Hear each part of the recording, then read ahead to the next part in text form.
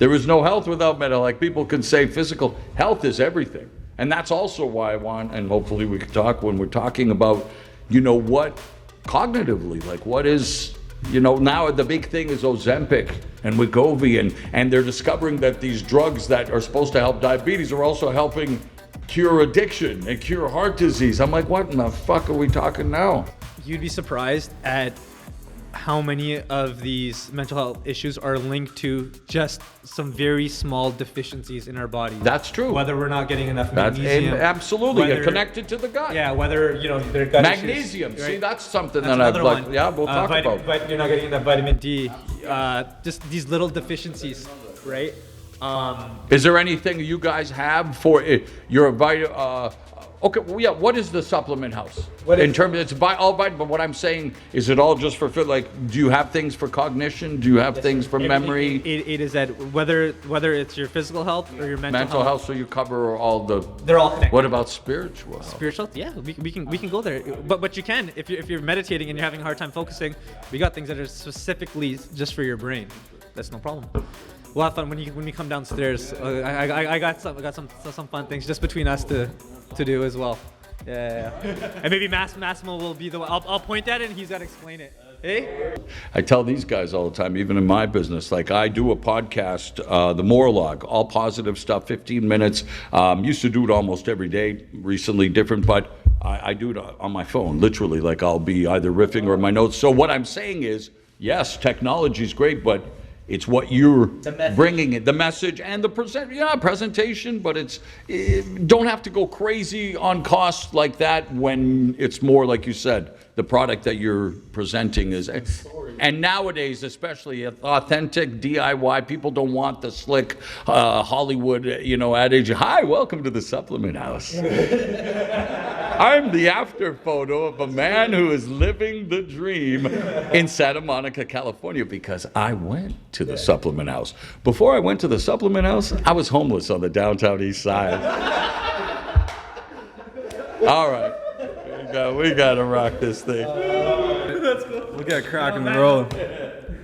Oh my God. Let's do it. Well, yeah, there's a new intro for your guys' website right there. Yeah, I think. Shop at the supplement house so you end up downtown east side. And welcome everybody to another episode of the House Talks podcast. Today we have a special guest on. We have Massimo's Uncle Mo, otherwise known as one of the most legendary fight announcers in the game. He's commentated for organizations such as Strikeforce, ShowTime Championship Boxing, as well as Pride FC. He was named CBS's Commentator of the Year in 2018 and 2019 and is an advocate for mental health.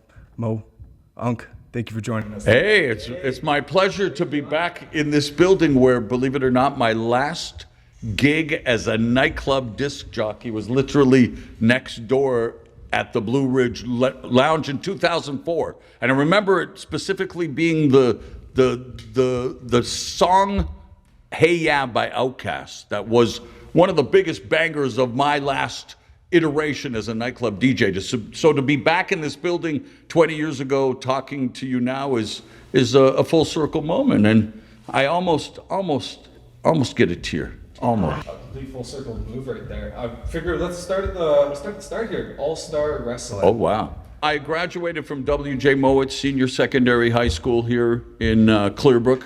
I always just call it Abbotsford, and it is Abbotsford, not Abbotsford, because I always say to people, do you drive a Ford?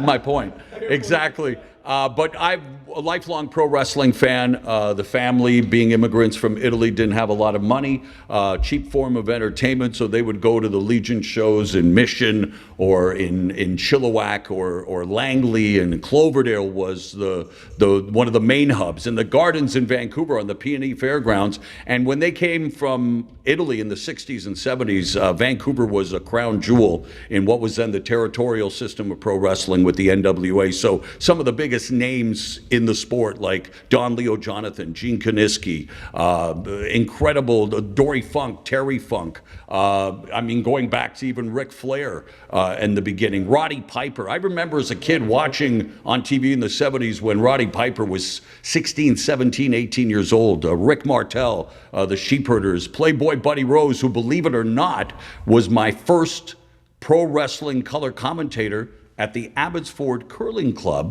1991, when we did a WCCW show. He's dearly departed right now, but a massive star for All-Star Wrestling. But when I was 16 years of age, I was a mediocre high school wrestler. I got partial cauliflower ear as evidence in case people don't believe me. I actually was an athlete. Not a good one. But I was always a pro wrestling fan, and my best friend and I, who unfortunately is no longer with us, Michael Jansen, we were at a charity show that they held at the W.J. Mowat. My brother Romolo, Massimo's father, was a football player with the W.J. Mowat Hawks and a captain with the team. And so there was a fundraiser for the football team that was being put on by All Star Wrestling, the promotion. So I was at high school wrestling practice in my sweats. We show up, I notice Al Tomko, the promoter's doing the announcing. And I was a nerd. I knew everywhere, the heights, the weights. Back then with any sport, I can no longer do this, but I knew I used to read the hockey encyclopedia. I used to read the baseball encyclopedia. I used to read the dictionary, the Guinness Book of World Records, just try to memorize everything. So when it came to All-Star Wrestling, I knew everything. And I was kind of being that little fan to try to tell him, hey, I know this stuff. And he's, kind of shooing me away. And all of a sudden he goes, any of you guys know how to use a microphone? I got to take care of some business in the locker room. Serendipity, call it what you will. I have always believed in manifestation. And when I was a young kid of 4 and 5 and deeply scared and petrified about life and what was going to be my life, anytime I watched pro wrestling or anytime I was around it, there was a feeling that overtook me. So on that night, I was given an opportunity to do some ring announcing while he took care of business.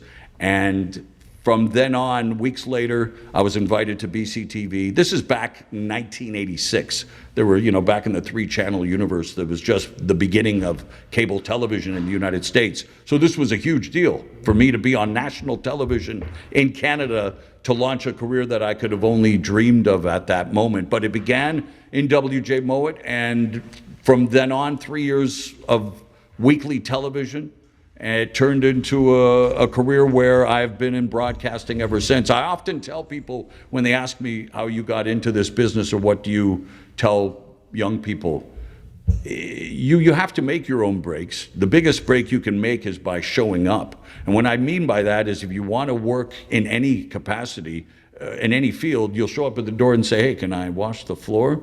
Even if you want to be in that C-suite. So for me as a broadcaster, or an aspiring broadcaster, to be given that opportunity to not only have a break in my hometown, but to be a break of that magnitude that would launch me to, uncharted territory for the rest of my career was humbling, but it was a dream come true, and I'm very, very grateful that I was there that night in my high school, WJ Mowat, and gave me the break of a lifetime. Some people wait for the perfect opportunity to start something, but like you said, you gotta create your own circumstance to the perfect opportunity. Right? Great point. You gotta stay ready. How do you stay ready? Well, you gotta do something. I was curious from the get-go. I was reading voraciously as a young child because I knew I was interested in being a storyteller and an entertainer and someone who wanted to make people feel things, whether it's happy, mostly. I want to make people laugh. I want to make people feel good, but I want to bring them to tears if necessary. I want to make people feel, and that's what I've done. And that's what we're, one of the reasons why I agreed to do this is that's just a conversation. We're here to make people feel. And so even at the supplement house, you are literally helping people feel better. And that's kind of where my journey as a broadcaster has taken me into storytelling, even though I've covered the most brutally violent forms of competition on earth.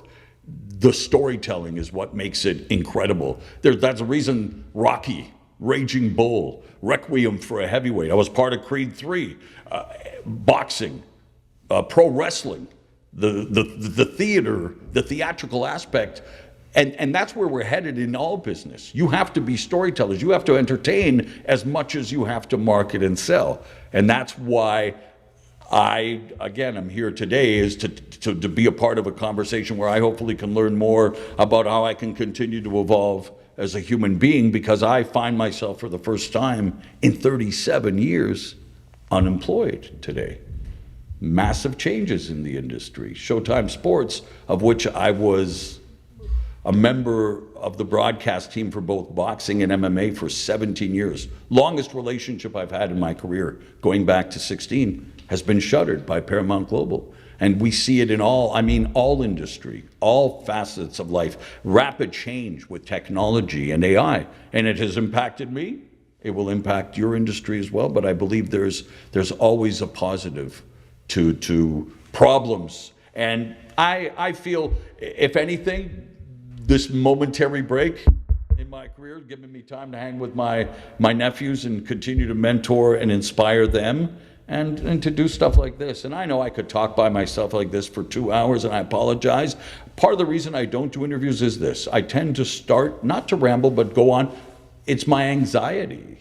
Even though I'm a talker, even though I've done the biggest events, I don't feel comfortable having all your eyes on me going, hey, tell us about this. I've always been the curious one. Don't get me wrong. Obviously, I have an ego. Obviously, I got confidence. I do love performing. I know how to use the camera. I know how to make people feel good. But it's like, you asked me one question, and I bet for the last 10 minutes, I could tell you my life story, but I've done that many times. I want to learn as much from you guys as well. Why did you want to have me on this podcast? Personally, I'm a big fight fan, especially in MMA, so you have a great background there, as well as the first time you and I met, which was about 6 months ago or so. That. You and I met, and just the conversation was one of the most genuine conversations I've had with at the time, stranger in quite a long time. I so when we were that. going down the list of who can we possibly talk to, who do you think could have a great conversation, you were one of the first names that came up. Appreciate that. Because I knew Connor did mention you first. No, thank you. Yep. Well, and I will promise you this now. See, and I'm glad I have this. I'm going to try to keep my answers shorter, and I'm going to try not to interrupt anyone. I'm bipolar. It's not a crutch or an excuse, but the holiday season, I turned 54 last week. My grandfather. Happy belated birthday. Thank you. My grandfather passed away on my birthday 33 years ago. So it's holidays again. And this is so, I'm glad that I was able to share that with you guys, because now we're going to have fun. I'm going to give you quick answers and just let you know that's it. But thank you very much for that, by the way. Honestly, I don't know about you boys, Jazz or Connor, but if you want to ramble off, you please. I can do it too much, and I noticed that. I stop myself. Because I love this. I want to learn from you guys, too. Of course, yeah, but we're more than comfortable that do this. And to go on with Connor's answer as well, one of the reasons we started this podcast at our first episode, which if you guys go back and listen to. Hey, I remember my first episode. It was really just showcase the talent that's around you, because of course when anyone growing up, they think that they need to be in California, the Californias, the New Yorks of the world, the Torontos of the world, in order to make it. And they think, oh well, like, who really is from here? Because you tend to move. Like when you are starting to do big and bigger things, you got to go to those big markets in order to work, and that kind of gets washed out. That where you're from and things like that. I love that. So even for our viewers, it's like, look at this. Uncle started back in the 90s. Yes, but 80s, 86, 80s. In fact, 84. You know when I started? 1977. 8 years old, taking phone orders for my dad's pizzeria in Mount Lehman. Ranallo's Pizza, Three Brothers Pizza. But you're right. Day one. I love that. Everyone starts somewhere, and just to show, 30 odd something years later, when you were working so consistently, here you are with another break in your career. Yes. And who knows where it's gonna go. Yep. But the main thing is, like Ang said earlier, you got to start somewhere. And he started somewhere, and this is where he is. And now we have the pleasure of interviewing him. So it may sound corny, but honestly, anything's possible if you really have a belief in something and you work at it and you eat shit and you keep going and going and going, you can land up in the craziest places, right? As long as you just keep that going, you keep that belief going. Kevin Garnett agrees with you. Anything is possible. And why do we immediately make that connection? You say it sounds corny. Well, that's because it's real. It's true. Cliches. I mean, even as an announcer, I always try to use metaphors and try to, I love to use hip hop references and other song lyrics to try to paint pictures of things people can already see, because it's a visual medium. So many times we're stating the obvious, but even like you say, things, mantras. I'm a big thing in quote, and I believe even for your business, it's about the mind as much as anything. So I love that, like you say, you have to continue to convey storytelling and messages and conversations. And of course, you being involved in MMA, you know the evolution in nutrition and fitness and all the issues we continue to have in that sport, though, too, with injuries and now the UFC bringing in a new anti-drug policy. And, you know, I go back to the Pride days where testing may have been done, and I don't know. But so, yeah, I'm always very interested in, obviously we're big now in longevity. You know, that's another thing. I'm dealing with elderly parents. My dad is now almost 80. My mom, 70, what is she, 77 next year, I believe. So, and watching them age and never having been healthy. They've always had, but because of pills, because of many other issues that are not of their own doing. So again, I'm a 54-year-old guy. I want to stay in as peak health as I can. When I come into the supplement house, I want to work on improving my memory, but also losing weight ethically, responsibly, spiritually, without, you know, spending a whole lot of money and a whole lot of time. Like, make a decision that's going to impact the rest of your life and not just a quick fix, which unfortunately most people look for. There's nothing wrong with that. Maybe you have a wedding, maybe you have a vacation coming up and you want to trim it down a little bit. Nothing wrong with that. But I mean, the key is to prevent. It isn't to treat. And I say that to our customers and our loved ones all the time. And unfortunately for most people, they don't really learn that until something traumatic or something really big happens to them or a family member where they're like, okay, now I got to get a hold of this thing. Whereas if you kind of take hold of it, get control of it from when you're a little bit younger, even a little bit healthier, then who knows, that might add an extra 5 years, 10 years to your life, right? And maybe even then, motivate your spouse, motivate your child, motivate your uncle, your aunt, whatever it is, to do the same. Well, as young business people, what are your mantras? I say quotes. Like, I do live on quotes. I just read, constantly reading. But for you guys as business people, young business leaders, are there things that you repeat? Are there quotes in your office? Are there things that keep you motivated? My two big ones, one of which is not mine, but it's Jordan's. And it's you miss 100% of the shots that you don't take. I've had that hung up in my bedroom wall since I was like 8 years old. And that has been the biggest thing. And like what you were saying before, you got to be there. You got to take that shot. If you're not in the room with the people, if you're not surrounded around what you want to be, you're not going to get there. You just created this podcast thing. Look at all the equipment. I've seen you set it up for the last half an hour. Shout out Connor. You got to do it. Yeah, somebody's got to do it, right? And then the next thing, which is a little bit, it's more recent to me within the last couple of years, was do the right thing and the money that you need will follow. And I think that is a very important thing. Nowadays, especially the younger generation, it's kind of monetary and materialistic things, 10 feet of whatever else, and then the important things like family, friendships, and health. And trying to flip that as a whole, I think, is important, especially a big mantra for me, is focus on the important things and the money will come. Yes. Yeah, I've never been a slave to the dollar. Yes, sir. Yes, sir. I got two. There's one by Don King. I've heard this ages ago, but I keep it on my phone. I'll read it sometimes. So it's look for greatness in the word enthusiasm. If you set yourself on fire, the world will come see you burn. Amen. That's a huge one. Yeah. Like, just being enthusiastic about what you do, because I feel like if you're enthusiastic, like, you can, even when I explained to Massimo when he was just first starting with us, I said, you may not know all the facts about a certain supplement or about a certain thing, but if you believe in it and you know your work, you know it works, and you know you're being honest about it and you're super enthusiastic, people will pick up on your energy before they pick up on the words that you're saying to them. Absolutely. And it's wild. I gave you a Don King answer at the beginning of this podcast and I interviewed Don King on my radio show, Fight Network Radio, back in 2007. Of course, having been involved in boxing, I also dealt with him when he was dealing with Berman Stavern when Deontay Wilder won the heavyweight championship for the first time. But going back to Don King, it's lighthearted. I gave him this huge intro, a Don King-esque intro, and he carried the conversation for the next 30 minutes. Like you were saying, I literally listened to him for 30 minutes. I could not get a word in edgewise. And So that's where I felt I was heading earlier, and that's why now you bring up Don King. I got a little sidebar for you there because he went off and didn't stop for the entire interview. And God bless him, it's a day off for an interviewer. And the other one is nothing great was ever achieved without enthusiasm. That's been my Instagram bio since for the past how many years now.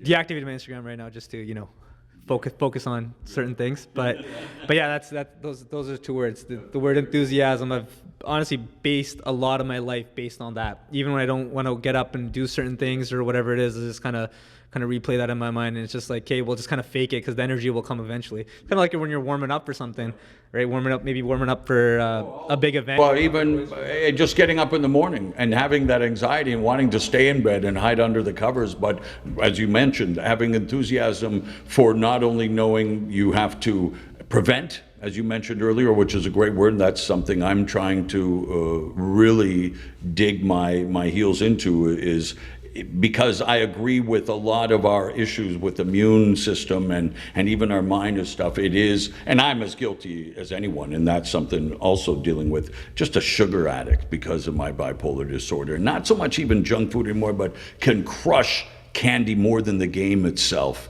And it's like I find, again, this latest thing, and it's been around for hundreds of years. I know it was even a TikTok trend, but sometimes those things where they go viral, and I'm sure you guys would like to do the same thing with something if it's authentic, if it's and it works. So for me, of all things lately, has been a simple glass, a cup of hot water. I add a tablespoon of apple cider vinegar, a quarter teaspoon of cayenne pepper, quarter teaspoon of turmeric, which I'd never heard of before, but now I know what it is and why. And that's the other thing. I did research on all these ingredients. Many of them we already know about. Lemon juice, a little honey for sweet. And I got to say, guys, it's cut down on my Starbucks consumption, which is a beautiful thing. But first thing in the morning, empty stomach, that's exactly what I drink. And then I go for a 90-minute walk daily. I've tried to get my goal, and you go about enthusiasm goals, 10K before 10A, meaning 10,000 steps before 10 a.m. And again, it's funny, you mentioned having to go to California, having to go to New York or these bigger cities, make it, yeah, I had to. I went from, Abbotsford to Japan, not living there, but doing shows, but living in Toronto, but always, again, goals, enthusiasm, having a dream. I got to be in LA. I got to be in California. That's where the action is in this business.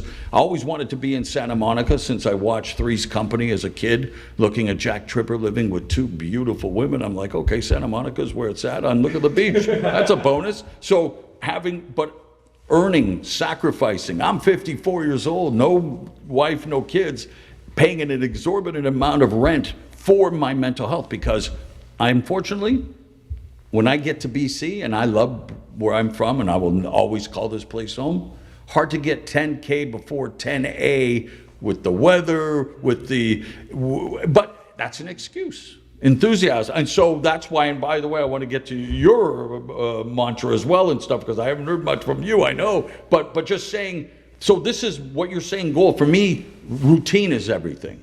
Yes, sir. So how do what something inspires you then? I have a couple of mantras, I would say. Well, not really. You always pass by one that hits you a little bit, but one recently I heard, when the one Karin told me recently when we first started the shop, it's not word for word, but it was like, how big would you dream if your dreams had no failures? Exactly. So that just keeps pushing you. Why would you stop with one thing, right? Another one Karin told me when we first opened the shop, didn't really click in, because me and my other partner, we used to party quite a bit, right? Sure. On the weekends. Why not? And then Been there, done that. Been there, done that. Yeah. And then when we first started, I was winning is more fun than fun is fun. Winning is more fun than fun is fun. Yeah, I see what he means. Absolutely. I like that. So why would you stop at every small little accomplishment and then say go party? Well, why do you? Well, what I'm saying in general for people, because instant gratification. Yeah. I'll be honest right here, right now. I get that 10K before 10A. People are losing their minds. Yeah, way to go. So how do you reward yourself that night? Well, I'll have a chocolate bar and a bag of chips since I got, okay. But see, and it is a little, that mind game, the mental, the self-sabotage, but that's why mantras and sometimes repetition it changes, like our bodies, I mean, neuroplasticity, all of that kind of stuff. I know for myself, your mind, as much as, yes, talk therapy, this is also what we're doing, like, you have to help yourself. That's the whole thing we've always said here. But you've mentioned, all our mantras also feature something that's based on fear, because all of that fears it. And I wish I could look it up or whatever it is, but I know maybe it's even a system, and you may have heard this. Fear is false evidence appearing real. That's all it is. And when you immediately, even saying it again now out loud to me, it takes the stress of it away. When you destigmatize fear, when you destigmatize mental illness, when you destigmatize vitamin shops. There's a stigma to vitamin business. Certainly is. Yeah, I like that. So my goal in life is to destigmatize mental illness, work on doing that with the doc, with the interviews, even talking here today. But stigmas are also based in what? Fear. So again, going roundabout, we go, and everyone is different. That's the other thing. Like you treat every customer. I get the feeling, talking to Massimo as well, and again, reading a bunch of stuff, like, say what we will about all these incredible companies, these, big tech, all that stuff, and what they're capable of and what they are doing. But with Jeff Bezos and his philosophy for Amazon, it was all about the customer and nothing but the customer, everything about the customer. We're now getting, frickin' toothpaste 15 minutes maybe delivered to your door, if that's the case, if you want it. So for your business, what inspired you then, or what is your relationship to your customers, or what do you guys want to build in that? Of course. Well, first and foremost, we want customers for life. We want not only us, but even our staff to have a relationship with these customers. We want to hold on to our staff for a long time, for as long as we possibly can. Most of our staff, they're university students. University is 4 years? Our goal is to hold on to 4 years, if not longer. If it allows us to hold on to longer, then that's even better. Why? Is because they've built a lot of relationships with customers. If you go enter any other vitamin shop, you go enter any other retail space, the turnover is quite high. And what happens, I still think, I used to work at a supplement shop while I was in university for the entire 4 years. I still think about some of those customers today, what they're up to, and I wonder how they are, and I pray for them. I hope they're doing good, because I still remember those moments where someone coming in tears, literally, thank you so much. I've never gotten this up. I'm not taking this medication anymore. I've dropped this much weight. Whatever it is. And I just took it as a retail job. But once the passion took over, where I'm studying more, I'm looking more into it, spending time with them. And there was no commission involved. Once again, we don't do commission. We don't do anything like that. It's more so helping them. I mean, now you have people for life. I remember when I took a little bit of a break when I left to go to Australia just to study abroad. I'll never forget the messages I would get from my coworkers. They're asking, when are you back? When are you back? When are you going to be back? And I'm not going to lie, when I left that job, I almost felt guilty kind of leaving, because it's like, now am I selling them out or whatever it is? So for life to come back full circle, and God blessing us with the opportunity to open up our own space and sort of do that and instill that into our staff and instill that even into our customers, that, hey, we actually give a shit. And I was explaining to you earlier, Uncle, that our customer retention is very high. People that have shopped with us, they tend to come back, I would say 9 times out of 10, Jazz, right? Maybe it's a price thing. Maybe so. What do you think, Massimo? Do they come back? Do our customers come back? Oh, yeah. I feel like Massimo. regulars? Yeah. He has the Sunday regulars only come on Sundays to see Massimo. That's very cool. See, well, that's what you need. What's lacking, and again, being my age and having been employed since I was 8, customer service is everything. And it's so, when I walk, and I don't want to be the guy saying, get off my lawn. I'm as, whatever. I love people. I'm always friendly and everything. But when you go into any shop, a kid is on the phone not wanting, or, I'll be right with you. And so what are you wearing for the party? What the frick? Like, what? Like, no. And so, and especially nowadays, and that's where I find, even with what I do as a broadcaster, a storyteller, is you want to build the relationship going back to when even I was in radio, it's always like, yes, there's hundreds of thousands of people, maybe, on a good day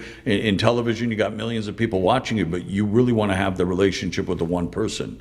You're visualizing, you're talking to one person. So even now, like when I look at any amount of marketing or what works or what speaks to me, it's more like everything. Sales is, you're trying to manipulate someone. You're trying to, but in a manipulation, not always a bad thing. It's like you're stigma. That Word as well. that's where we're. And so when I talk to Moss even about this job and stuff, and that's like he's. You don't want. It's so funny because I watch so many true crime things now, so everything's cult. Not by any means a cult, but the fact that he's such a fervent ambassador and really into it, it's like, oh wow, there's something going on there, because most they don't give a crap. Like they don't. A job, I understand, for a lot of people is simply a means to trying to pay the bills. I get that, and most jobs are crap. So how do you, even what people might think is a dream job can still be crap and top. It's about the relationships, and it's about how you start things, at the top. In terms of what you're doing with your university students and your staff, I'm always interested, how do we bring about more symbiosis with that? Or not in terms of even scholarships or something, but how you can build a funnel for your business. Like I always think people, make it family, make it real, then a real family. Not because even in my business, you hear the term family. Yes, I get it. You get along. Not everyone gets along, but in order to survive as a society, we need family. But the tentacles have to spread out to what we do for a living. You do. The reason why I stuck around for my entire 4 years while I was in university is because of the people I worked with. My managers, the owner, things like that. Like I had a great relationship with them. I didn't want to let them down. Whether it was, if maybe I'm not feeling the best that day, but I know if I don't come in, then they're hooped, they're screwed.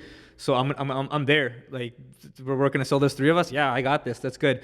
But it's about building a family. It's about like our team. We're very blessed that they all get along very well. Our Christmas party was awesome. Nice. Yeah, look, Mass will nod in his head. But then even then, if let's just say if Uncle Ezio's coming through, if someone's dad needs I want to say that I'm coming through. Like even right now, if I come in like today, I'm telling you, hey, I'm 54 years old. I want to maintain my vitality to continue to be as energetic as I am, to continue to have the cognitive abilities that I do. Like what do you do to service me? Like how, it's like, am I a doctor's appointment? Are you taking my vitals? Are you asking me my pretty much asking how your daily habits are. That's what you start with, right? How much you move, what do you eat, how much water you drink, do you have any already pre-existing symptoms of anything? But that's the thing, you obviously you guys don't have medical degrees, correct? So, but your philosophy is based on the knowledge that you guys have procured and continue to evolve. So the crazy thing is that someone will come in with their problem. So they think that this is what the issue is here.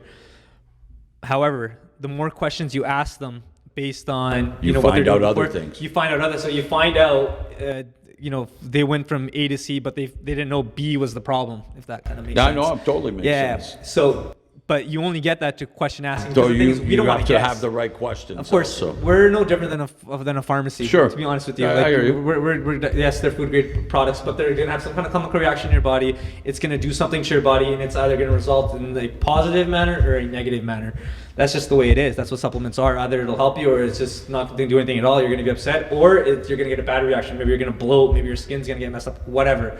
But how you get around that is asking certain questions. Sure. And then honestly, just giving them confidence. Whether it's like, if you don't like it, bring it back. Let's try this, or let's try that. Or just making them feel like that you genuinely care about them crushing their goals. That's the main thing. Like if they're not on the upward. Then you probably didn't really do a good job, but that's okay. That's a learning experience. Bring them back and then fix the issue or diagnose the issue or whatever it may be. The main thing is making a relationship, because not everybody is pretty confident talking about the health problems. Absolutely. That's the hardest. Absolutely not. As long as you can open them up and have a good relationship with them, over time, they might start telling you more and more and more and more. Because I know the like misconception is going to a supplement store, people don't really tell too much information. Right. They're kind of like nervous about it. Yeah. No, I agree. And that's where, but even now, just talking to you guys here and having this conversation, we're going into relationships with the customer where, you're seeing so much upheaval and changes, like even in your industry or there, like 2024, how much does technology impact your product, both positively and negatively? Well, social media being a big one, Jess? People follow trends. There's one trend that's targeted for girls. Is on TikTok. Yeah, see, that's where I got that kind of fat burning drink thing. Yeah. But it's what happened when it works. Yeah, exactly. But you look at those ingredients. You guys all agree, good ingredients, right? Natural ingredients. But But why? I'm sorry to cut you off with there. But why is that? Why did I find that? Why did that come to me?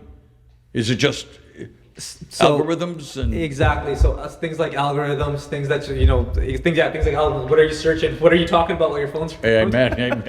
Like how you said you're a storyteller. People want to have a relationship with a storyteller. Yeah. Some Yes. people just follow certain individuals. Influencers are big naps. Yeah. Well, and so you guys want to influence, obviously, your customer base, but with more, it seems like, integrity and the authenticity. It does. And you got to be honest with them too. If they're doing something that works, I would never tell you to cut that out and start taking this instead. If you found something that works for you and it's impacting you in a positive, you've cut this much weight and your mental's feeling everything's good, I would never say stop that, take this instead just to get a sale. Because what if it doesn't work? Now your trust in me it's gone. Completely gone. So sometimes it's all the time. It's better to preach the truth and tell them what it is, because when the trust is there and when now it's your time to help the person out, then they'll trust you and they know you'll be able to get your results because you were honest with them the first time around, right? If it ain't broke, don't fix it, right? Right. Well said. Well said. And now, even when it comes to, I know we're talking a lot about, we call them customers, right? Because they're coming into our store and things like that. Now we're switching it up because now there's viewers involved here. But even when it comes to the viewers, because we were talking so much how we're connecting with our customers, how did you connect with your viewers? Because you tend to do it so good. I heard you on Joe Rogan on the way here too. On that podcast, I saw your the documentary about mental health and all that. And I will say it's super captivating. When you speak, I want to listen. Yeah, appreciate that. You're very, very good. I know some of it could, obviously it's years of hard work and things like that, starting way back here in Abbotsford. Yes, Abbotsford. Abbotsford. Even though it probably Not is Abbotsford. Abbotsford, I've always said Abbotsford. I don't care. But what's your mindset around that? Like, is there any type It's of... a great question, really good question. I just want to be authentic in the moment. And I know, I said it in the doc, I know I have an instrument. I know how, it's so weird, even when I talk, people always, no matter where I go, whoa, is that really your voice? Well, anything I do with this is still my voice, whether, hey everybody, welcome to get ready for the Monsters of Metal tonight at PC Place Stadium. It's still my voice. Or hey everybody, hi. Like we all have voices. So for me, I know, and I remember as a kid reading out loud, I loved telling stories, and I wasn't the kid who went, see Jane run. I was, see Jane run. I always was a performer. I had that, whatever it is, I don't know how it came on family, but I always knew words mattered. And as, like I say, a kid, I read, for example, pass me just a sheet there if you don't mind, just to give you guys, I know you got your notes, but just, it's like, okay, here's no, like, people would say ShowTime held first live broadcast MMA fight in North America, Kimbo Slice versus. For me, it'd be like, held the first live it's you're projecting, you're storytelling, you're taking words and you're wanting to connect with someone. Like I do a podcast, as I mentioned, Monologue it's called. I started it because a very close friend of mine has been battling with her third round of leukemia. Very young girl who actually, as of yesterday, is cancer-free for the third time. So praise be. And she, again, we mainly communicated online, like on the phone. She knows me as a voice more so. She knows I'm an announcer, everything. But in this podcast, and I've heard from other people as well, it's just all I do is share almost verbatim positive stories, some fun factoids, a little bit about my life, what's happening cool in sports, but it's all positive. And so if I were to get a press release from the supplement house about a new vitamin that has proven to, and I'm just doing a cure bipolar disorder, which I know there's no cure, but if it would prove, like, I just take that. Hey, guess what, fellow bipolar? Like, I do my research, but I share, and it's only 15 minutes at most, because I know that's the other thing. Even here, we're having these conversations. You mentioned Joe Rogan, God bless him, and everything he's done with podcasts, what he's done to the world. I mean, what a story, what a person, great guy. I know we're living in a society, though, I see with my nephews and everyone else, we need digestible pieces. So for even the supplement house, those videos you make, like even the one he just recently posted, I told him, hey, it was great, but it's be real. You tell me how I connect, I'm real. I told you right now, I'm anxious. I'm as transparent, I'm shameless. You see the documentary, I'll take off all my clothes now. If me taking off my clothes right now would help save a life, I'd do it. It would probably kill many people and ruin it would ruin all your lives, but what I'm saying, so and I thank you very much for that, because even that's all I do every day. I love talking. I love not talking to hear my voice. I love telling stories, even others. I love great writing. I'll take again, and with my prep too, all the facts, like when being in a boxing fight, MMA fight, pro wrestling, hockey game, whatever, NFL's the biggest thing on earth. You can't keep up with all 56 athletes or who's playing third string on the ODL and what third divisions. Yes, you want to know, but the storyline, the quarterbacks are the superstars, what's the storylines that are going to get the casual fan who might not understand the jargon involved? Well, this team, believe it or not, and so for me, that's the thing too. I'm trying to I always look at it, the connection I try to make is, okay, the diehard who is trolling me on social media saying I suck, and he has every right to, and God bless you. He knows what he knows it all. But there's a friend there's a girlfriend, a wife. I look at the bigger picture of the world. I was blessed. I was blessed during the pandemic. I've been blessed my whole life. Out of the blue, I get an email asking me if I'd like to audition to host a reality show following Survivor on CBS called Beyond the Edge. So here I am, 52-year-old, middle-aged white guy in a business that is constantly evolving, and rightfully so, more diverse, more inclusive, more opportunities for anyone except people like me who have had it pretty good since the beginning of time. And here I get an opportunity from CBS, which gave me an opportunity to make history back in 2008 when I was a part of the first broadcast team to ever announce MMA on network television in America with the Kimbo Slice era. But there was Mitchell, just a PR person at CBS, who out of the blue goes, when they were coming up with people to audition for this reality show, go, what about Mauro? And Kelly Call, God bless him, up till recently, there's so many upheavals. He's now unemployed. A former president of CBS, Entertainment. There's so many great people now unemployed because of life and what we're dealing with. But amazing storytellers. But the reason I bring this up is I was given an opportunity to go to Panama and host a reality show with Ray Lewis on it, Meta World Peace, Jodie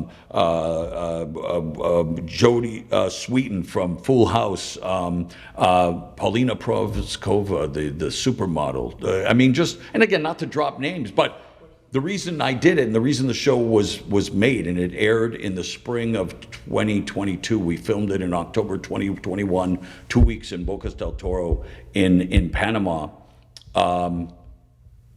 These celebrities, 9 celebrities, were in the jungle, living there, sleeping there, but they could leave at any time. Every day they stayed there, they made money for their charities. The competitions there were teams, but everyone supporting each other. No backbiting, no drama.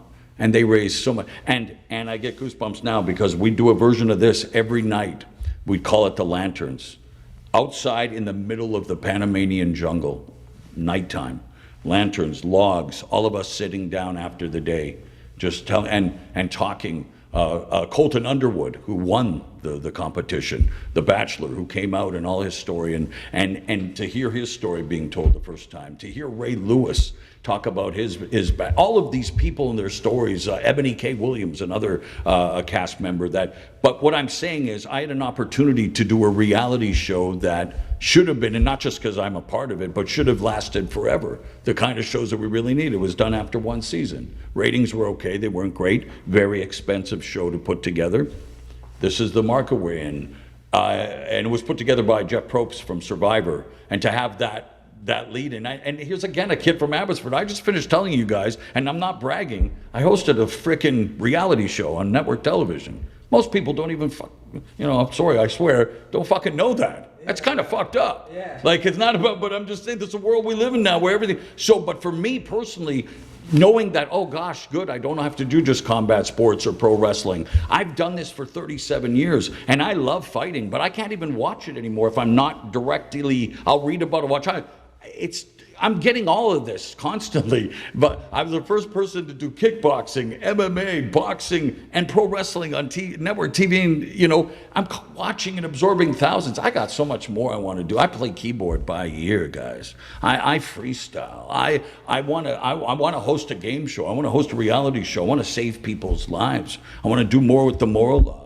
I want to become an ambassador for TSH and really tell the story of that's what I'm looking at. Endorse, I want to make money. We all have to make money, but make it ethically, make it make it where, wow, we're building something, we're doing something, and we're saving, because everyone is jaded, cynical. We're all traumatized, dude.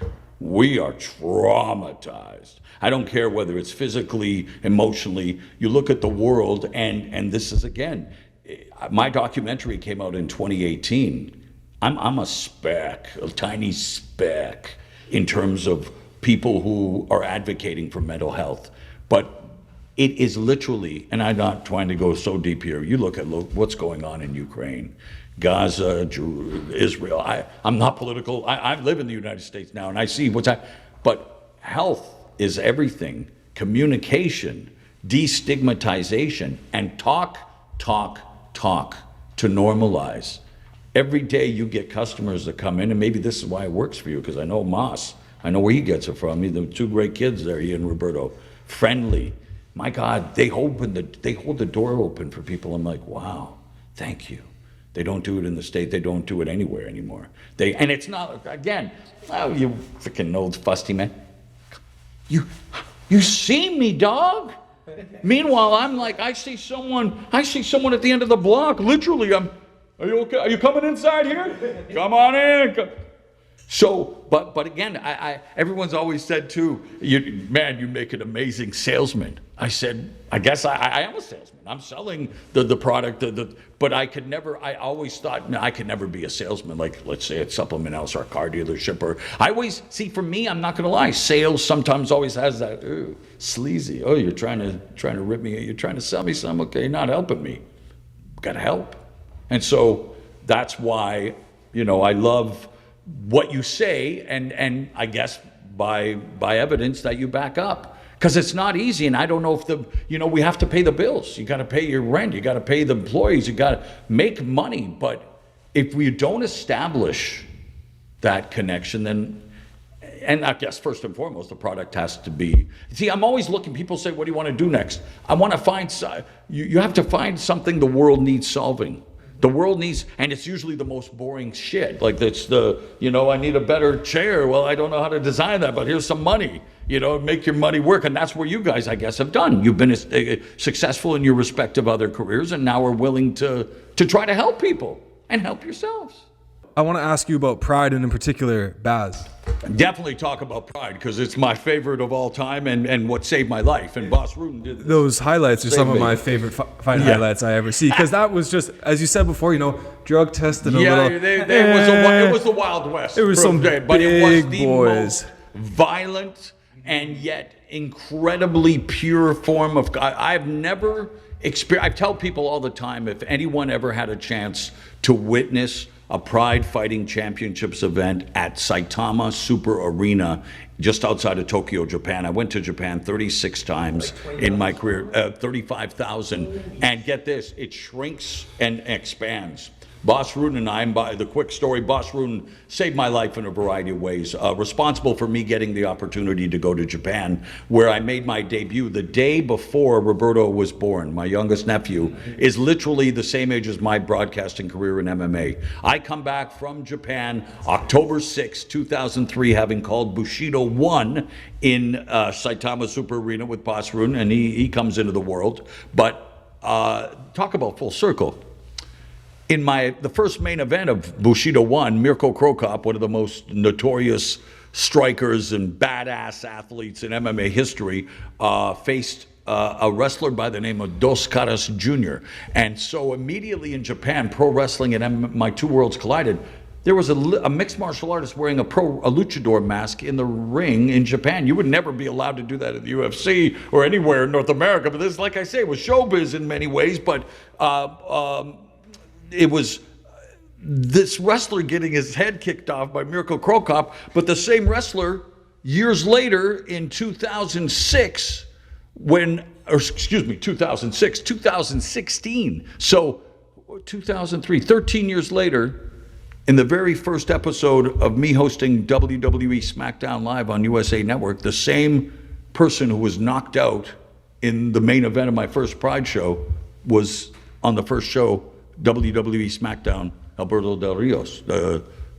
So many connections to see the journey, but again, how blessed I've been. I've often said I'm the Forrest Gump of my world. I work with Snoop Dogg. I got high with Snoop Dogg. This is again not to drop names. This is not to drop. This is not to drop names and say, oh, what? But this is the kid from Abbotsford, and a lot of it's happened here in BC. Chilliwack Coliseum. Back in the 90s, that little referee room. I was the PA announcer for the Chilliwack Chiefs when Sean Horkoff, who went on to fame with the Edmonton Oilers, won the scoring title on the final night. Randy Toy, the Langley team, where I went and did play-by-play years later. And I was treating it like a pro wrestling thing. I would be like, the Chiefs' fourth goal and his league-leading 47, getting the fans in a fury. Even the Harvey Smeal, Stan Smeal's coach, the Chilliwack Bunch boss who loved me, was like, tell Mauro to shut the F up. He's freaking out the other team, and they were getting crazy. Like, people were going nuts. But those are memories. But the reason I bring that up, there was I did the PA announcing for a NHL old timers game,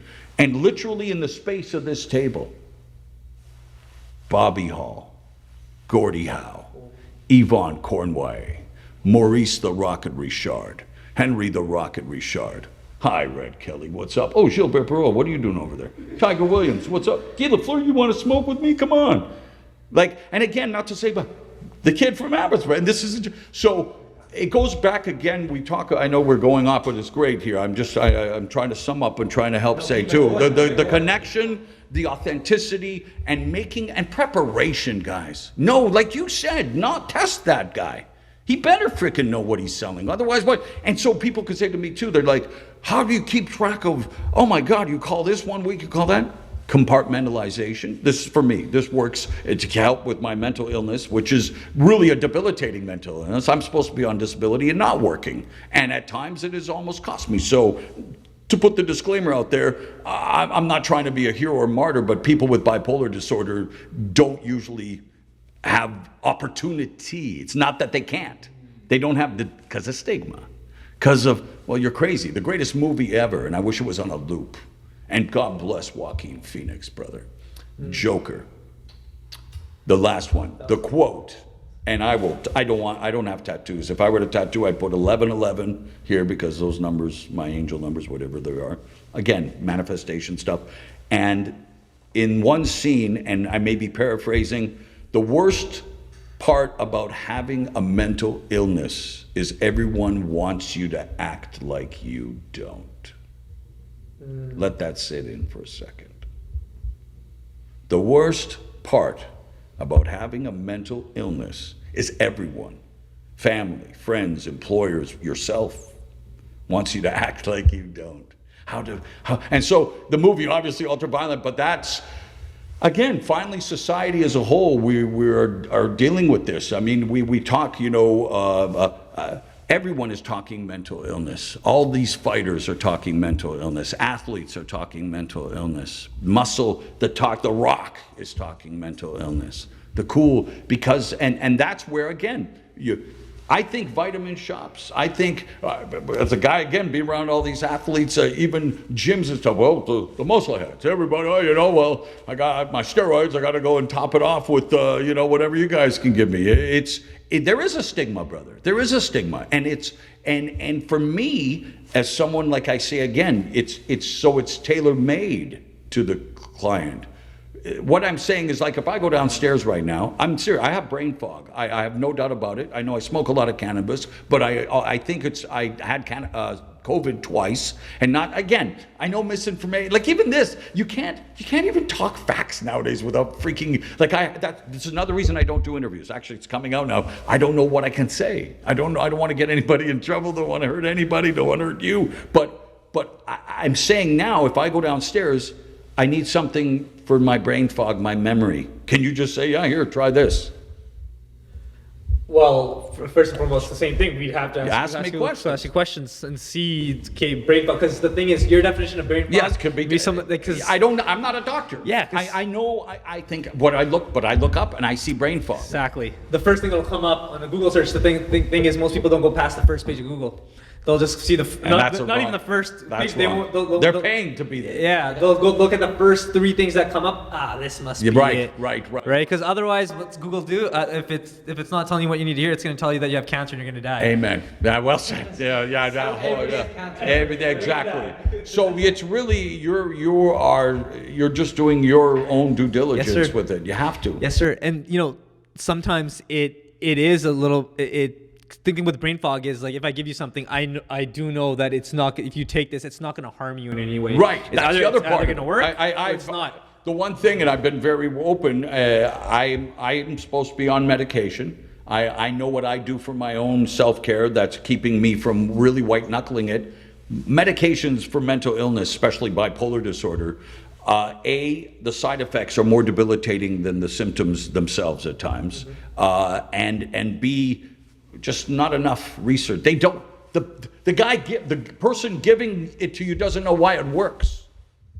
So, and that's why I'm saying when I look at what we're doing here and what you have a chance to do, it's not like you got to be the professor in the back, okay, measuring everything. But you guys obviously have to have, like you say, the trust and the knowledge and the passion. I hate to say it, this bore the shit out of me. But I'm fascinated by the end result. But I'm saying and this is where, for a lot of people, what I say bored the shit out of me, that's where success comes. When people give up, everyone's like, oh man, God, give your eyes a rest. Give the thing. Oh yeah? Yeah, fuck, I don't want to do it today. Okay, it's the same thing. I know these guys. I know. Yeah, but you still got to go back over it. Well, you know that he's a 3-time former welterweight champion. Yeah, but read it again. Well, you know he's married to this girl, Tookie. Yeah, read it again. Read it again. Read it again. Read it again. Do it again. Do it again. Do it again. Floyd Mayweather in the gym since 4 years old, man. 50-0 as a professional fighter. Prodigy, man. I've been doing this since I was out of the womb. Talking. I've taught, what we do is life. This is my career. So I had to figure out ways to fit different things. I know people always say, man, he's hyper, he's over the top, he's crazy, he's intense. Yeah, I can be. I can also be a guy who people say has the most soothing voice they've ever heard, that I should be doing ASMR, meditation stuff, reading for the blind. Why am I not an actor? Why aren't you doing this? Why aren't you doing... I just lost my job, kids. Like, everything, why? That's one thing.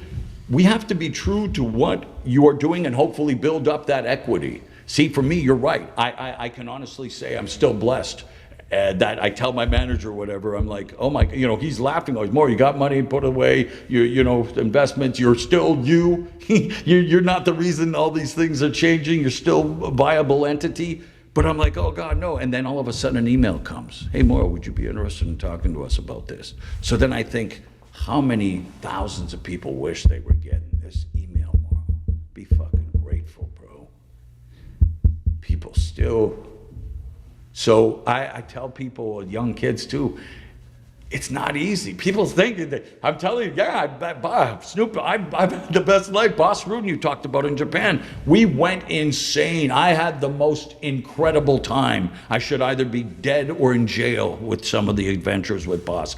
But a guy who, again, a professional mixed martial artist, who saw in me from day one. I did a movie with him, a bad movie that never made it to air, but that's how we met in Vancouver. Again, I'm at a grappling tournament at BCIT. I'm at the concession stand. The guy in front of me turns around and goes, holy shit, Mauro.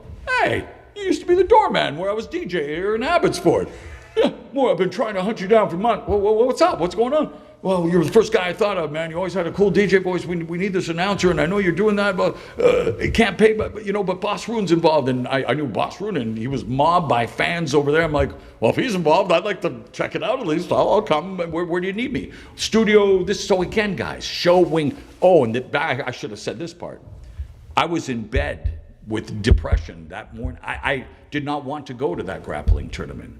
My friends at the time, who understood what I was going through, literally came to my room, grabbed me out of the bed, said, you're coming with us. You need the fresh air, dude. I know you're depressed. I know you're sick. But they cared enough to literally, and so I was so upset. I was so angry. And it turns into this meeting with Boss Rudin, who the next weekend I'm in a studio, and it takes him 5 minutes to go, hey, you got a good memory, huh? I go, what do you mean? He goes, you looked at the sheet, the script, you're just performing. I'm like, oh, isn't that where, I'm serious. I'm like, isn't that what I'm supposed to do? Like, I'm not trying to be he's like, dude, that's a talent. I'm like, oh, thank you. Okay, blah, blah.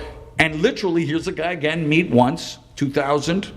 In 2003, 3 years later, we may have exchanged an email once or twice a year, but we weren't friends. We were nobody. Just, hey, had this cool experience. Wow, I got to work with Boss Rudin. That's amazing. Boom, Mauro. They need a new announcer in Japan. They asked Boss, they go, we need a new play-by-play guy. And Boss literally says, he goes, well, man, I hope I still have this guy's number. He's pretty good. We'll see. Gets? Boom. I was in the psychiatric ward at MSA General Hospital in Abbotsford with bipolar disorder. 2 weeks after I was released, I made my debut in Japan for Pride Fighting Championships, the day before he was born, Roberto. So I showed up, and sickness didn't stop me. Debilitating illness didn't stop me. Abuse, trauma, nothing stops me. And that's the only thing that can stop me is me. And I've had the peaks and valleys. Even this, I know you guys have tried to set this up a few times. I just don't. Even now, I don't know what the hell I'm doing here. I feel like I'm rambling. What am I doing here? What am I talking about? I don't know. I'm trying to just give you guys stuff. I want to inspire people, make them feel good. Storytelling. People can learn through storytelling. Yeah. I think it's important, especially the mental health stuff, because I don't really talk about this too much, but back in high school, I used to be a national/world level track athlete. Very cool. And right about grade 9 or 8, something like that. Don't know why, but depression hit me like a truck, along with some other things. And first thing that happened was, let's go on some medication. As you said, the side effects are almost as bad, if not worse, than the actual disease itself. And stigma, big thing. Didn't tell anybody. I just started telling my friends like 3 years ago, and all of that, and being able to show that even with that, you can still operate, you can still do amazing things. You don't need to follow the, pharmaceutical medications that everybody thinks you should be on. You don't need to complete suicide. You don't need to take your life, and that's just happening way, way too much. And I probably crossed your mind as well at that time. Yeah, it's not fun. It's a weird one. But one of the things that I wanted to get from you was I know bipolar is a lifelong struggle, but when you started to get away from the medications, go more on the medicinal, better diet, more exercise, was it a different version of you, or was it an unhinged, unleashed version? Great question. Yes is the answer to all of that. I'm here. So it's working. Now you can ask family, you can ask friends, you can ask colleagues, should he be on meds? Fuck yeah, probably. Well, of course he should be, but they don't. But also they trust enough that my curiosity and my, like when I say, I can show you now, I'm averaging over 13,000 steps a day this year. Like I'm literally going out of my way, walking every morning because I'm not on my meds. I'm literally drinking as much water as I can because I'm not on my meds. I literally breathe through my nose and I'm conscious of it because I'm not on my meds. I know I'm maybe, playing with whatever fire, but I know I can't rely on anyone. I was paying premium dollar, incredible amount of money, thousands a month for health insurance in the United States. I had a break last August. It's been a man time with the pandemic and everything melts, right? It's just weird. I was in Sioux Falls, South Dakota for a Bellator show. And I had a mental break in my room. I was doing research. I remember it was Neiman Gracie, Goichi Yamauchi, and all the history of the Gracie family. I'm like, even the people who saw it after, my coworkers, because I ended up coming back home and going to hospital. The point of the story being, they put me in a psychiatric ward in Long Beach, California, that was worse than a prison cell. I wake up in the middle of the night with a man literally snoring in my face because of the. So I wake up, it's literally 3:45, and again, I'm paying for the best freaking mental health care I can get. This is it? So I wake, the nurse FaceTimes the psychiatrist they give me, and this is 4 o'clock in the morning, and I've been hospitalized 13 times in my life. I know more about bipolar, I know who I am, I know the system, I know what's what, and I know when it's unbelievably horrible, unbelievably. This guy tells me in August of 2022, no wonder you're sick. No wonder you're not a success. You're a flake. You're a loser, Mauro. This is why. You always leave. You always quit. I said, can you repeat that, please? And she's literally following me around with this guy on FaceTime, telling me a person in mental distress, like I had a nervous breakdown, another breakdown, but my career might be over. The night before a live MMA show in freaking Sioux Falls, South Dakota. This is not Chicago, LA, New York, where plane flies every hour. They had to go and get Sean Grandy, God bless him, voice of the Boston Celtics, great guy. He had to fly to again, rescue me or help Bellator, help ShowTime put on a show because of my mental health issues. The point being, though, the break ended. This is why I'm here now. Long Beach, when that psychiatrist literally abusing me, and I'm looking around at everyone, what's happening? They couldn't hold me. I was on a sidewalk waiting for an Uber at 4 a.m. in Long Beach, California. I could have gone on a massive rant. I couldn't believe what was happening. I couldn't believe it. And so I get home from the Uber. I don't even pack. I book a one-way flight back to BC. And I said, my life, career, everything, this is unbelievable. There's no help for me. I got to go home. And I came back home and I stayed in my room for 1 month and read the Walter Isaacson bios on Steve Jobs and Leonardo da Vinci. And I didn't emerge, didn't talk to, but these guys know. And yet, keep going. Even family, I was still walking. I was still doing self-care, still trying like dun da da da da da da da da da da da da. Do it again. But this time was more. I noticed a collective thing. Camera people at Bellator. Like I always thought, man, I'm an burden or wow, what a weirdo. But I'm feeling more and more, and especially this year, and especially with what just happened with all of us losing our jobs, unfortunately as well, which targeted people in a weird way. People are telling me though that hey, because I release the doc, because I do these interviews, when I talk like this, that they're going through it. Just the other day, guy grabs me in tears like a man. Oh, your documentary, thank you. My family didn't know bipolar. They don't believe it. They don't believe it. Oh my God, oh my God, oh my God. I'm like, wow, thank you. Like, that's the only reason I'm doing it. Not to get rich, not to get famous, not to anything. I need to do it to say, holy shit, people, because this is scary. But if I didn't have people with me, I wouldn't be here. So people are committing suicide, killing themselves because they think there's nobody. And a lot of the time they're told, you lazy ass, get out of bed. What's with you, man? You're not the only one with problems, dude. You think it's easy paying bills? whoa, what the hell? Whoa, wait a minute. This is a disease.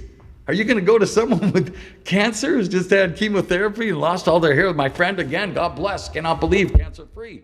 You're going to go get out of bed? You're going to go to someone with you know what I'm saying? The stigma is unbelievable because it's invisible. I'm telling you right now, I'm crippled with anxiety. Wearing my bucket hat for LL Cool J, got my new Nike drip, looking all right, Southern California fit. I'm freaking the fuck out inside, boys. Freaking the fuck out.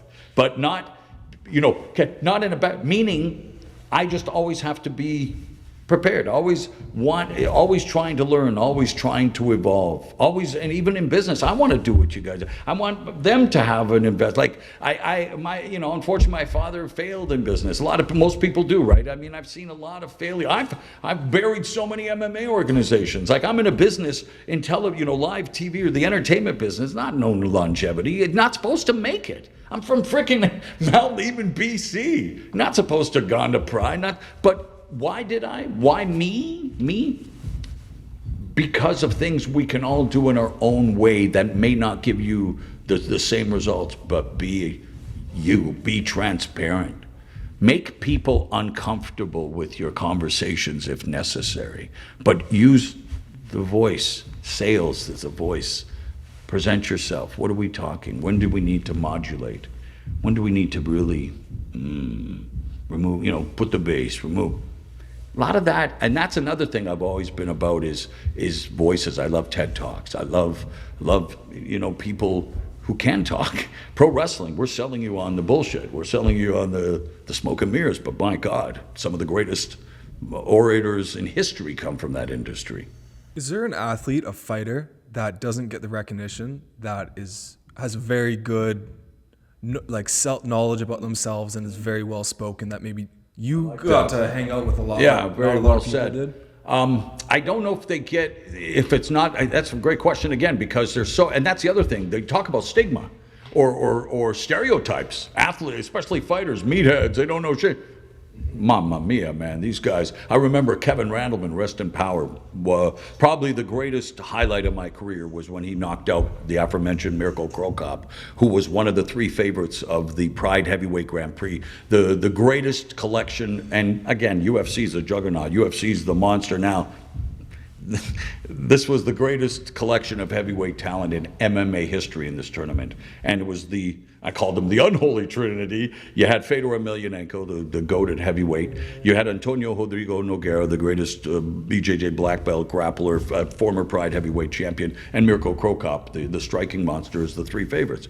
Kevin Randleman, who was a former UFC heavyweight champion, also connection with Bas Rutten in their controversial fight they had, but maybe the greatest natural athlete MMA has ever seen, was a stud wrestler in Ohio, college wrestling, pro wrestler, amazing personality, 5'8", 5'9", but built like a shit brick house, and again, testing what it is. This guy was a genetic freak. Could literally stand on a ring apron, jump over the top rope like a vertical leap, like an athletic freak. Never reached his potential, I felt, athletically because of injuries, because of self-sabotage, the partying, whatever it is. I remember spending one time with him invited into his hotel room, just to whatever, on an interview, whatever. Oh, we got to stop quick. You mind coming in? And I saw these books on his bed. I'm like, okay, cool. And they were great works of literature. I don't really remember what they were, but I was stunned at, wait a minute, what is this? Dostoevsky, what are you doing? Is it George Orwell? What's happening? Kevin? Yeah, man, gotta, relax. And it's not like I was there, it was just kind of a weird, like, of all people, this guy, but he ended up knocking out Mirko Cro Cop with a huge upset in the first round of the Grand Prix.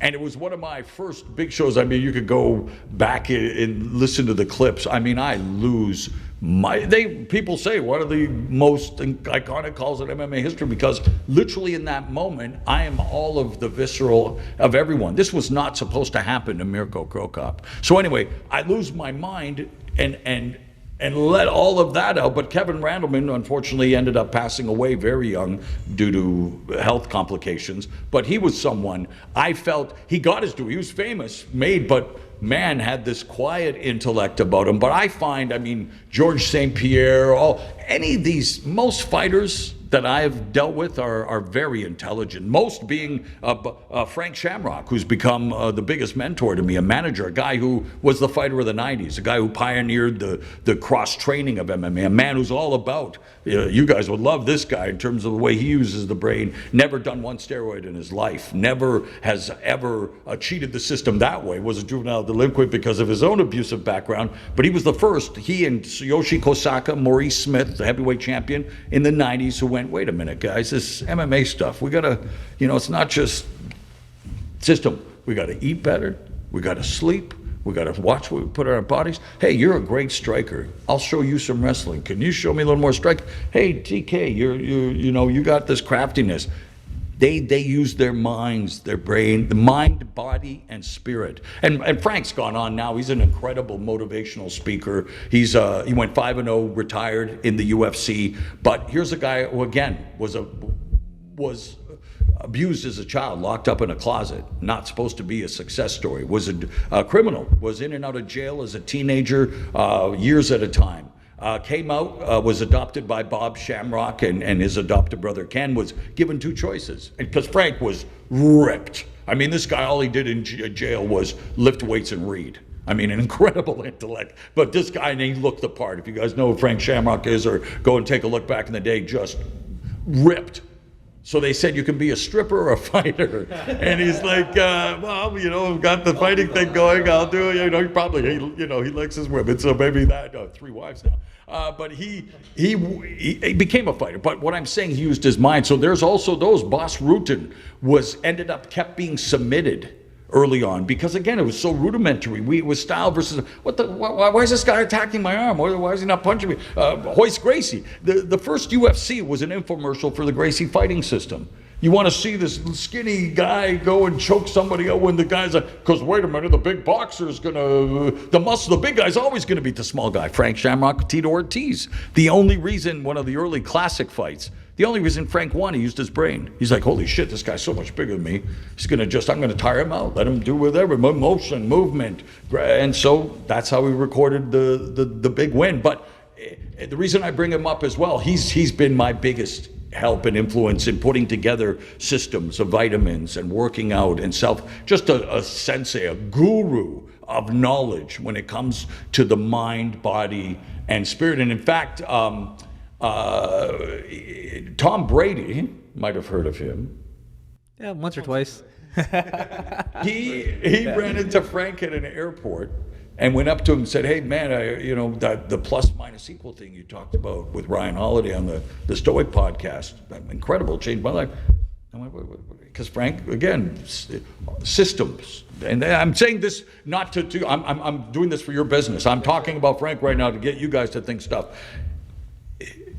In life, plus minus equal, meaning you should always have a plus, someone you subscribe, someone you wish to have the similar career, someone who inspires you, mentors you, is where you want to be. For me, I'll be open and honest. I want Ryan Seacrest gigs. I love that. Well, God bless him for everything he's done, and in different ways. Radio DJ. I was a radio DJ. Talk shows. I've been I love fighting. Don't get me wrong. But now that and I want to continue commentating. But I just, that's my plus. I love what he's been able to do in that space. My minus, my nephew's here, or a young broadcaster. Someone wants to learn how to communicate or how to talk. I want to build up, so I'll bring up my equal, my colleagues right now. I work with Hall of Famers. I've worked with some of the best broadcast minds in history. So in terms of even you guys from business and stuff too, or in everyday life, who's the plus, who's the minus, and who's the equal? And it's all about, okay, that guy inspires me. This person, we're collaborating. You guys are working together, and you're minus right there. You're giving them opportunities and experience and knowledge. That's the philosophy I look for in life. You guys have heard of Ryan Holiday at all? He's a Stoic philosopher. I know, again, not to, everyone's out there, but just Stoics have always spoken to me too, and I don't know why. Marcus Aurelius, and there's Seneca. I read so much that I wish I would retain most of it. I don't. but it's just again, even philosophy. I've always wondered, how do we put philosophy is in everything, is in the DNA of all life, and business philosophy it's again coming from. People have often said, hey, Mauro, you got the natural with, because you said it, marijuana. And I said, yeah, I know, I got to do something with that. Here I am talking to Snoop Dogg about like he's got everything. But it's like, I laugh, people always joke, oh, that's so funny, that's so good. But what's stopping me from starting it? Like, again, well, first of all, I don't have the real knowledge. You got to, there's a risk, there's money. You want to, like I say, business, I applaud you guys for at least doing it. It's the man in the arena, as Roosevelt said. About the critic and stuff. It's you guys are the one putting your money where your mouth is and trying to not just run a business, but teach people, help the next generation, because otherwise, where are we going? Yes. And this, the other people always say too. Well, apply. You need an education. Yeah, you do. I tell these guys, yes, college is important. The greatest education, if you really want it, the freest education is in this freaking thing. If you use it right, you have all the tools you need in the internet. But unfortunately, again, self-sabotage, laziness, fear all comes back to fear. And it is. I have it as much as anyone, but boy, does it. Even this, I beat fear today. I'm winning. I'm here. I'm talking to you guys. No, we're stoked you were able to come out. This is yeah. Fear's a crazy thing. One of the first things that I remember as an athlete trying to deal with fear was something that GSP said. Nice. Was that he was always terrified walking into the fight. And this is Frank Shamrock as well. This is one of the baddest men in the world. Absolutely. But just like an assassin. And he... But what, of course, why wouldn't you be afraid? Look at Brock Lesnar. The biggest physically imposing animal. All I remember of Brock, by the way, called his first MMA fight. K1 Dynamite USA, June 2007, LA Memorial Coliseum, when he beat a Olympic silver medalist from South Korea, Min Soo Kim. Sweet. Dominated him through the mound. But anyway, on ShowTime, pay-per-view. Just kidding. Brock Lesnar. Unfortunately, the big takeaway, and again, going back to fear, this is Brock Lesnar in the cage. That's everyone. I don't want to get hit in the face. What are you talking? So Frank Shamrock, GSP, that's you can, and there's also something to be said about having a little bit of fear, because Frank, like I said, his fear, he demolished guys in 16 seconds. Olympic gold medalist Kevin Jackson beat him on my birthday, December 21st, 1997 in Japan. So many weird connections in life.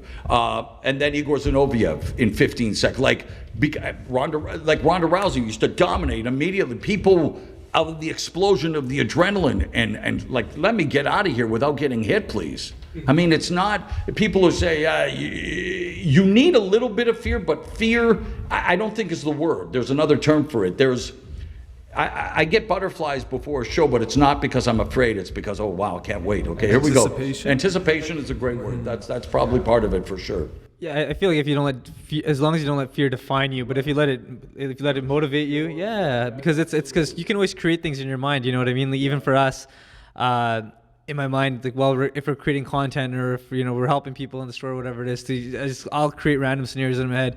Yeah, but this store, this brand, they're doing this much. They did 30 pieces of content this month. We're doing 40. We're doing 50. Right? If I don't do that, then we're behind. Right. And you also have to then monitor that as well. You're right. Sir. It's like keeping up with the Joneses, as they say, but also doing it healthy. Yeah. And what works and what inspires, I guess. Unc, I would be hard pressed not to ask you about a few fight things. Personally, for me, sure, I know, absolutely. I know a lot you're of the big fighters. Fan. Let's do it. Yep. The Mayweather-Canelo versus Mayweather and Pacquiao. Yes. Mayweather, Canelo. Mayweather was in his prime. That was back in 2013. That was a 23-year-old Canelo, so he caught Canelo before he was in his prime.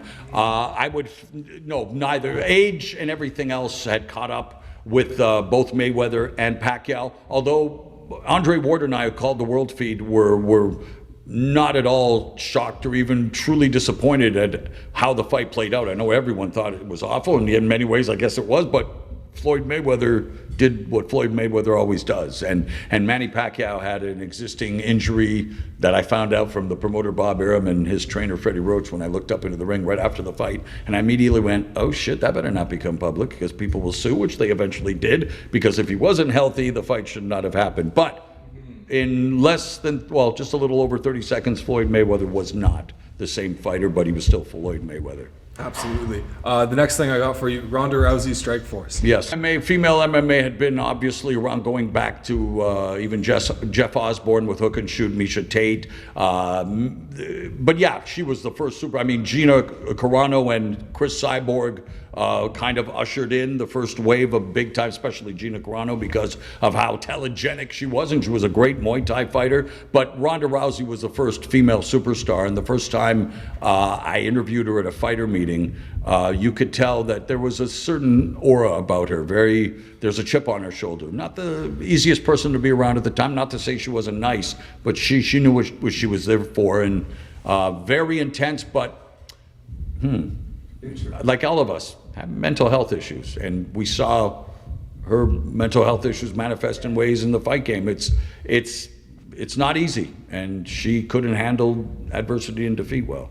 Mayweather and McGregor, the transition of mixed martial arts over into boxing. You talked about previously how wrestlers versus boxers, and that was the big thing with Pride, is all the showcasing all the different ones.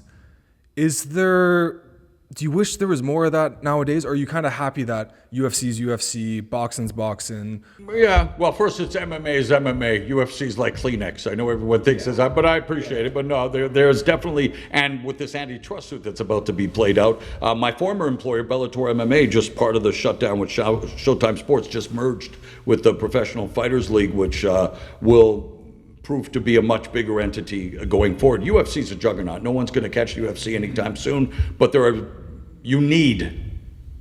not a monopoly, better not be monopolies. That's enough of that stuff. But in terms of the cross, that was called the money fight because that's what it was. Absolutely. I mean, Mayweather made over 300 million, Conor made over 100 million. Mayweather, I think, don't want to say carried him, but he fought the fight he did. I thought McGregor acquitted himself well for a neophyte, first professional fight. I knew that Mayweather was going to finish him whenever he wanted to, and in fact, even when it was stopped in the 10th, it was time, but it wasn't the most emphatic stoppage. You're never really going to get that from Mayweather unless you go back to his apotheosis when he dropped the late great Diego Corrales, who was involved in the greatest fight in history with Jose Luis Castillo on Showtime, by the way, in 2005. But Corrales was the best Mayweather offensive performance. So, Jake Paul, again, eyeballs, storytelling. I have no issues with anyone doing anything, but MMA is its own sport. Boxing is its own sport. Pro wrestling is sports entertainment, even though it's pro wrestling. We're always looking to Frankenstein stuff. Everyone's trying to reinvent the wheel. I remember when I was doing Elite XC, which the first MMA promotion on network television, not the UFC. We're talking Elite XC or CBS. The promoter was a boxing promoter, said, Mauro, what do you think about midgets in the cage? Well, I said, I wrestled a midget when I was 18 years old. Coconut Willie at the Cloverdale Fairgrounds. I got VHS tape footage of it. Andy Kaufman, my man. But what? So everyone, there's always the Vince McMahon, the P.T. Barnum, the shyster. I think the sport has now evolved so much and continues to in terms of the athletes involved. And there is something to be said, though, with anything. I think there's just too much of all of it. UFC, all the main events, you got to have the money. But again, as fans, as long as they feed the product, that's fine. I got more things I'm interested in than just fighting 24/7. Which comes to my last question. You mentioned you wanted to have a game show, Yeah. a reality show. You Yeah. get an unlimited budget and Yeah. an unlimited phone number to call up Yeah. any celebrities Wow, you very want. cool. What you doing? All right, nicely done. I would love to do to be honest, I really think that reality show that I did with CBS Beyond the Edge had the framework. Greg Goldman. Here, to put it in perspective, I want to take everything I've done. So it's like Squid Game in that way, but not that. I want athletes, but I want storytelling. I want trivia. I want it to be That's a very good answer. I would want it to be all society, not just celebrity, but something again for the greater good. So whether if it's a mental health, a mentor camp where you get a bunch of NFL football players with, but to me, it's got to be entertaining. I don't want it to be preachy. I don't want it to be maudlin. I don't want it to be dry. And that's the other thing, too. Even with my documentary, you guys watch. It's not a fun watch. It's not something, hey, man, let's go. It's hard. It's not sex, mental illness and sadness and, sickness is not fun. So I've always said, it's funny. I wanted to start a Coachella-type thing for mental health. I would love to have, there's so many rappers that rap about mental health, so many poets, artists, actors, musicians, so sports. So I'd like to have the frickin' greatest mental health festival under one big top with kids and like just where we celebrate, where it's a show. It's happy. It's not, all right, well, 3 of 5 kids suffer from depression, here are your pills. It's more like, hey, here's Mauro Ranallo. He's called every fight in the world. You want to call a fight with Mauro? Come on, sit down next to me. Let's go back to WrestleMania 3. Andre the Giant, Hulk Hogan, the Slam heard around the world. What up? But I'd like to go back to 2017, and I'll put this stamp on it in terms of career. 2017, which is now 6 years ago, I'd already been through multiple hospital stays, but just to show you again, what a kid, high school education, debilitating mental illness, from Mount Lehman, British Columbia, January of 2017, called the WWE Match of the Year at Royal Rumble, John Cena versus AJ Styles. April 2017, I'm in London, England, 90,000 at Wembley Stadium for the boxing match of the year, Anthony Joshua defeating Vladimir Klitschko. August 2017, I call the second biggest pay-per-view fight in history, the money fight, Conor McGregor versus Floyd Mayweather. That summer, Bellator MMA makes its debut at Madison Square Garden with Fedor Emelianenko. 2017, NXT takeovers surpass anything that the promotion has ever seen. So for me, 2017 is where superseded anything I could have ever imagined, but at the highest level that they provided. And with each and every one of these people I mentioned, the connection also goes back to the mind, body, and soul in order for them to have done what they did. And that's really, I guess, the last kind of thing I'd like to say is that I want to inspire. I want to say, look, it can be done. I'm doing it, but it's not easy. It's not easy. And you got help. You need help. You got to ask for help. And you got to give. You got to go and give of yourself. You got to volunteer. You got to make other people's life better.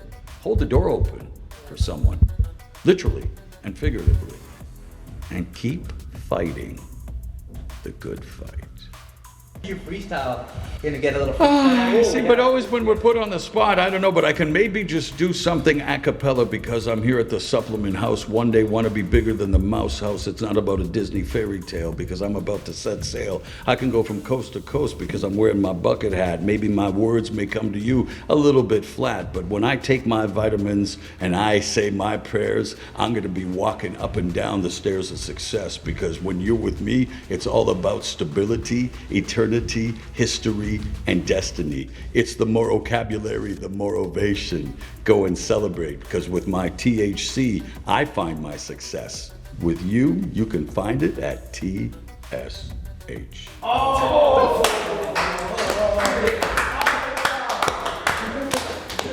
Very nice, boys. I'm sorry I know it took a lot, but very nice, man. Very nice, brother. Very good man. Good man.